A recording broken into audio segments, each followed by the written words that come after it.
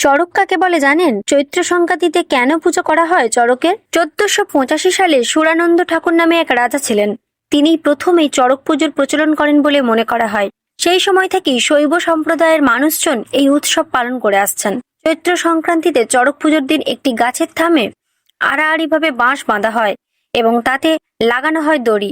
দড়ির প্রান্তভাগে থাকে একটি বড়শি বাঁধা। ওই বড়শিতে সন্ন্যাসীদের গেঁথে ঝোলানো হয়। তবে অনেক সময় সন্ন্যাসীর শরীরে বড়শি না গেঁথে দড়ি দিয়েও তাদের পিঠ বা কোমর ভালোভাবে বেঁধে দেওয়া হয়।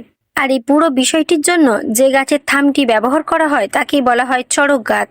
বলা হয় কৃষ্ণের সঙ্গে শিবের উপাসক বাণ রাজার যুদ্ধ হয়, আর সেই যুদ্ধে মহাদেবের থেকে অমৃত লাভ করার জন্য বাণ রাজা নিজের শরীরের রক্ত দিয়ে মহাদেবকে তুষ্ট করেন। শিবের আশীর্বাদ পাওয়ার জন্য ভক্তিমূলক নৃত্যগীতিও করেন বলে কথিত আছে।